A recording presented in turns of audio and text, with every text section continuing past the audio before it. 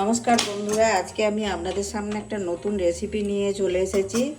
তো চলুন রেসিপিটা আজকে শুরু করি। ওই জন্য আমি গ্যাসটা অন করে দিলাম, কড়াইটা বসিয়ে দিলাম। এবার কড়াইয়ে একটু তেল দিয়ে দেব। তেলটা গরম হোক। আর এখানে আমি কতগুলো সেদ্ধ আলু আগের থেকে করে নিয়েছি এবং দু টুকরো করে কেটে নিয়েছি। এই সেদ্ধ আলুগুলো এবারে ভাজবো তেলের মধ্যে দিয়ে। দেখুন আমার তেলটা গরম হয়ে গেছে। এবার আমি আলুগুলো এর মধ্যে দিয়ে দেবো।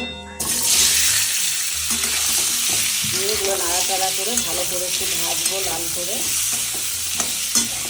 আজকে আমি নিরামিষ আলুর দম বানাবো, তাই আলুগুলো একটু লাল করে ভেজে নেব। পরিমাণ মতো হলুদ দিয়ে দিলাম, অল্প একটু নুন দিয়ে দিলাম। এবার নেড়ে নেড়ে এটাকে একটু ভাজবো। একটু লাল লাল হয়ে গেলে আমি তুলে নেবো।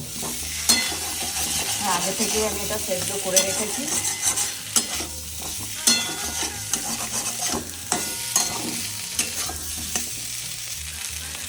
দেখুন আমার লাল হয়ে ভাজা হয়ে গেছে। এবার এটাকে তুলে রেখে নেবো।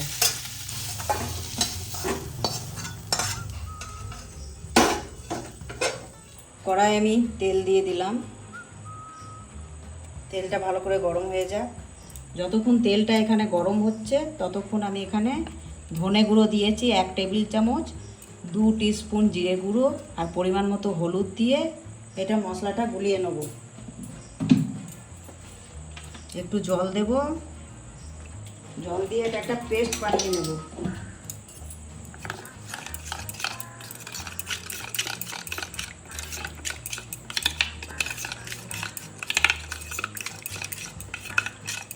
এটা পেস্ট বানিয়ে নিলাম।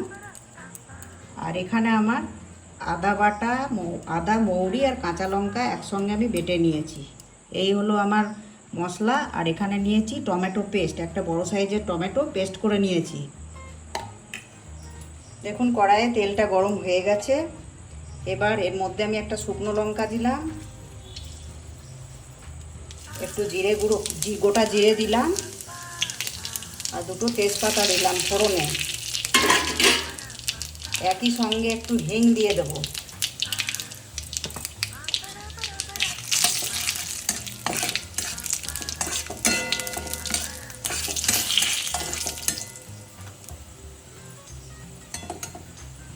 এবার আমি আদা, মৌরি, কাঁচা লঙ্কা বাটাটা দিয়ে দিলাম। ভালো করে কষাবো।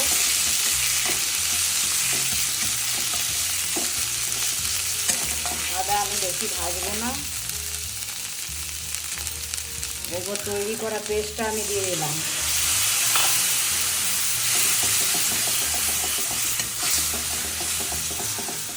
এটা আমি সম্পূর্ণ নিরামিষ আলুর দম বানাচ্ছি, এতে কোনো পেঁয়াজ রসুন নেই।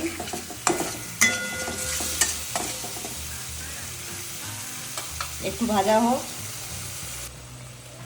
পরিমাণ মতো নুন দিয়ে দিলাম,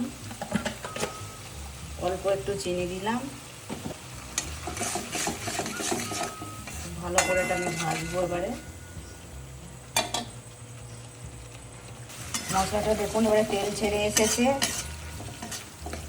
এর মধ্যে আমি টমেটো পেস্টটা দিয়ে দিলাম। আর একটু কষাবো।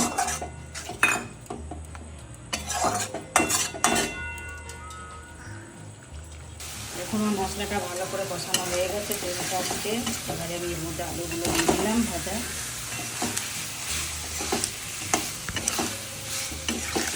আলুগুলো তো ভাজা হয়ে গেছে। এবারে আমি এর মধ্যে জল দিয়ে দেবো পরিমাণ মতো।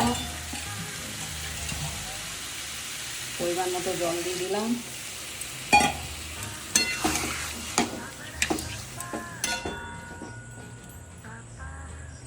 এবার আমি এটা ঢাকা দিয়ে দিলাম। ফুটে উঠলে আমি নামিয়ে দেবো। দেখুন এবার আমার আলুর দমটা হয়ে গেছে, একদম তৈরি। বা গ্যাস আমি বন্ধ করে দেবো একটু পরে। এর মধ্যে আমি ওপর থেকে একটু পনির আমি পুড়ে দিলাম। নিরামিষ তরকারি খেতে খুব ভালো লাগবে। আপনারাও চাইলে এইভাবে বানাতে পারেন। রুটি, পরোটা, লুচি যার সঙ্গে খাবেন খেতে খুব ভালো লাগবে। আমি এটা নিজের মতো করে করলাম।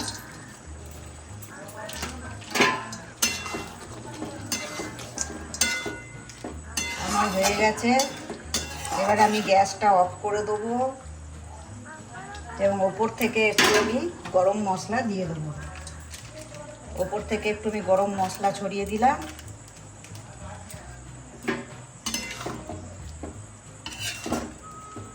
একদম কমপ্লিট হয়ে গেল আমার রান্নাটা। আশা করি আপনারাও এইভাবে বানিয়ে দেখবেন, খেতে খুব সুস্বাদু হবে এবং নিরামিষ দিনে এরকম করে বানিয়েই খাবেন।